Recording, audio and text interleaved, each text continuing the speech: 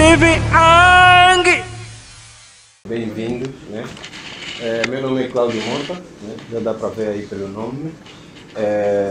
Sou empreendedor, né? E formador de palestrante também.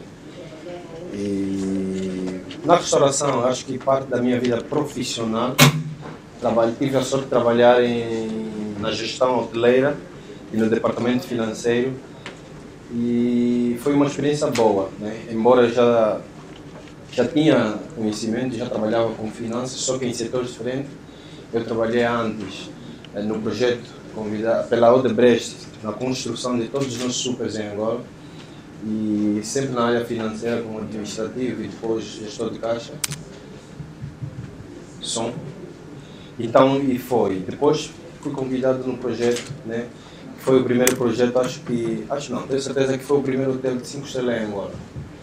Então, eu trabalhei 8 anos, depois fui para o setor petrolífero, sempre no ramo financeiro, depois voltei novamente. Então, é uma paixão que eu tenho.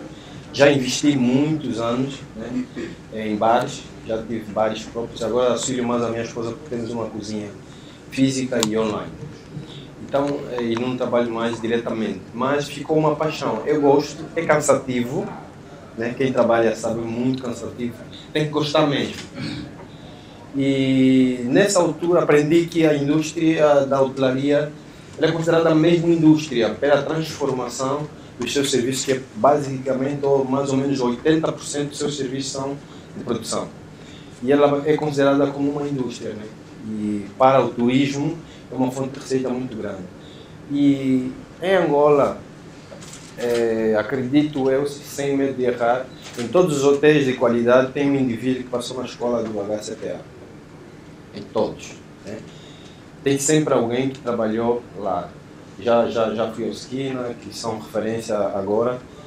Tem o Palmeiras, tem muitos, né? E encontrei sempre um indivíduo. E foi uma escola porque ela veio de uma formação de um grupo de Portugal ou da Europa, que é o grupo Pistana, que é um grupo muito forte, né? E eles trouxeram know-how pela exclusividade do Hotel 5 Estrelas. Isso, então, eu passei na hotelaria em várias áreas. Chefe administrativo, contas a pagar, tesouraria, controlador de custo, controlador de crédito e a última posição durante os últimos 5 anos, chefe administrativo e financeiro. Então, me trouxe essa experiência e fui usando isso que eu já trabalhava e usava o meu negócio. A maior dificuldade que eu tive durante esse processo era na gestão, é muito complexa, né? Já basta os funcionários que dão uma dor de cabeça, e então a própria gestão, a cozinha tem que ter uma gestão diferente, a sala tem que ter uma gestão diferente, o colaborador tem que ter uma gestão diferente. Então são coisas que... E a operação é muito dinâmica, Então eu fui me ajeitando e também estudando. Há um mentor que me ajudou muito, que é Mateus Lessa, não sei se alguém conhece. Ele fala sobre restauração e aquilo foi me ajudando porque eu queria melhorar o meu negócio. E durante 3 anos eu quase que trabalhava em falência técnica, não é? Eu não conseguia encontrar o esforço. Eu saía de manhã, nosso bar só abria das 18 às 6 da manhã, para terem noção. E eu tinha que estar 8 horas no trabalho. Então, eu saía de manhã, ia para o trabalho, quando saía do trabalho dormia até 22 horas, depois ia para o bar e mudei o fuso horário. Então isso era muito exaustivo, era muito cansativo e eu queria encontrar um denominador que me fazia fazer esse esforço, né? E era o retorno que eu queria ter do esforço de tempo e tanto mais para poder fazer isso. E conversando com outras pessoas, e nós tínhamos uma referência que era próxima ao meu, que era um bairro maior, e conversávamos sobre isso, né? E também tinha a mesma dificuldade, que era precificar e saber, primeiro que as percas são inevitáveis na restauração, é inevitável. Então, depois, precificar melhor para você ter retorno, repor os insumos e a matéria-prima ainda assim se manter, era o mais difícil. Porque não havia também em Angola, no mercado, alguma formação específica que falava sobre isso, que trata sobre isso e toca em pontos muito assertivos dentro do segmento. Então isso me trouxe curiosidade de começar a aprender a fazer isso. E quando acertei, começou a correr tudo bem e depois veio a crise, né? a pandemia, depois antes já havia uma AP, mas depois houve. Mas agora eu ajudo pessoas a melhorar essa gestão, a fazerem a melhor gestão e a precificarem melhor e até a própria cultura da sua empresa, que é muito importante.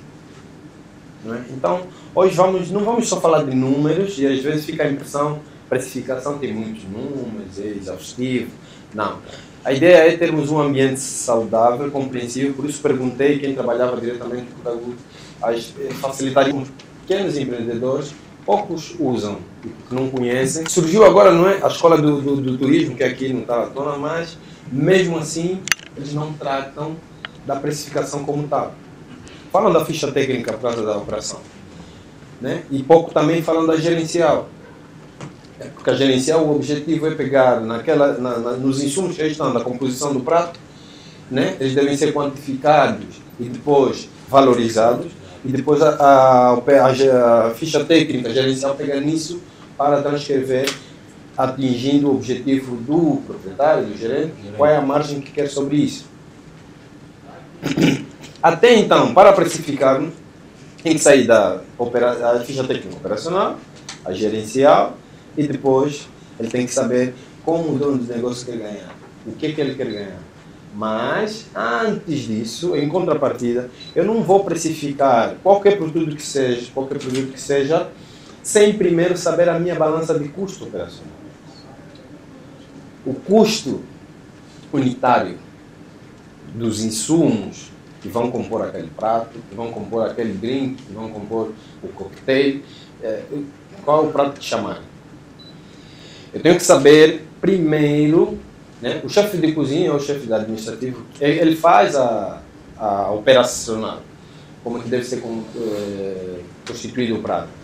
Mas isso é muito importante, só para vocês terem noção, para manter o padrão. Por que a McDonald's é excelência, né? É quase toda a KFC, a McDonald's tem um padrão único. E a ficha técnica tem essa função. Se o cozinheiro Fernando Francisco faltar, o prato é confeccionado e é empratado da mesma forma. A ficha técnica gera a cultura e a padronização do teu restaurante, bar, o que for. Se tu não tiveres, assim, vai complicar muito. E até para você ter um termômetro da gestão da sala, e que já acontecia, já testei isso, que é a comida voltar no prato. Não pensa que o cliente já pagou e voltou. Isso pode ter dois sinais. Que o teu doseamento do prato está a ser feito errado. E a partir do momento que isso acontece, tu estás a ter percas e prejuízo, o cliente está satisfeito. E ele está a pagar menos do que ele é servido. Isso leva a deficiência no caixa, o estoque, o CMV. Então, a ficha técnica ajuda a fazer série de coisas que pode regulamentar ou manter aí um padrão de qualidade, de produção, tempo de produção. Vamos ao nosso conteúdo. E preço de venda. O preço de venda é a quantidade monetária, né, que o cliente paga do seu produto ou serviço. Até aqui, tudo bem. Ok? O preço é quando o dinheiro sai do bolso do cliente, ele está interessado no seu produto ou serviço e paga. Muitas vezes achamos que o nosso cliente compra o nosso produto. O que eu quero realçar aqui? Há duas coisas hoje que é muito falada e é muito vista e que anteriormente não era muito levada em conta, né? E hoje, por causa do poder e da influência econômica, há muitos concorrentes. A concorrência começou a fazer mais sentido porque a economia está dinâmica. As pessoas estão aqui, o consumidor está mais exigente, não é? Há pessoas mais a consumirem do que a produzirem. Então, aqui chama-se o valor. Até então eu achava que valor, quando eu via valor, era dinheiro. Né? Então, o preço e o valor andam juntos, mas não é a mesma coisa. O preço é o dinheiro que o teu cliente paga e o valor é o benefício que o seu cliente tem em comprar o seu produto. O que eu quero dizer com isso? Vai ser mais influente no mercado aquelas pessoas que tiverem maior capacidade de agregar no seu produto ou serviço valor. Vou pegar um exemplo. Se eu for para um restaurante, né, encontrar, pedir um buffet, o feijão está em cima do peixe, a cebola está em cima da farinha e pronto, é um prato com um aspecto, tem todos os ingredientes, todas as propriedades, mas ele está empratado de uma forma horrível, desculpa o termo. Mesmo que eu queira, ou tenha vontade, aquilo já me retrai um pouco. Por quê? Porque ela não está bem. O valor não é só isso. Isso começa desde como o prato sai da cozinha, como ele é empratado, como ele é decorado, como é que ele é entregue. Né? Às vezes vamos a um restaurante, o garçom nem sorri, você nem consegue ver se ele, sei lá. Né? Então, todo esse aspecto conta. Porque, para além dele comprar o seu prato, ele beneficia do serviço porque o garçom que vai levar, o cozinheiro que vai confeccionar o prato. Ele precisa desse contato, ele precisa se sentir familiar. E quando nós, na verdade, vamos comer fora, nós não vamos porque não temos comida em casa. Nós queremos ter um ambiente diferente. Os restaurantes não vendem comida, vendem lazer, diversão. Os bares, restaurantes, lazer, diversão. Eu não vou ir comer fundos com carne seca raramente no restaurante. Eu como aquilo que raramente eu como em casa. E não quero fazer em casa, eu quero sair, não quero ter trabalho. Eu vou. Então eu quero ter lazer, eu compro, pago isso. Por isso é que eu saio. Eu não saio porque tenho fome. Não. 80% dos clientes saem para os restaurantes e bares para ir buscar isso, o valor que ele encontra. Um garçom que está na porta sorridente, olá gentil, olá muito bom dia, como está?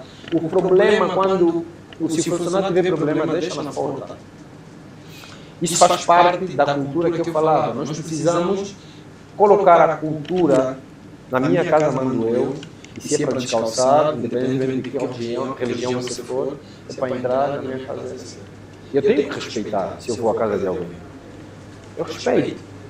É a casa dele e é a regra da casa. E no nosso negócio é a mesma coisa. Né? Aqueles colaboradores que ficam a fazer ilhas dentro de um canto, ninguém entra, às vezes nem dá para perceber, todo mundo depois dispersa. Isso faz parte da cultura. Né? Então, quem faz essa cultura é o dono, tem que estar preocupado com isso, é o responsável máximo que tem que estar preocupado com isso. Não é? Então, todo esse ambiente de bem-estar, quando a pessoa entra para o teu espaço, acaba por agregar valor, porque ele tem paz, ele tem confiança de comer, volta. Então, ela às vezes esquece. Não é o primeiro indicador de eu não comprar um produto, não é o preço. Não é. E às vezes nós pensamos isso.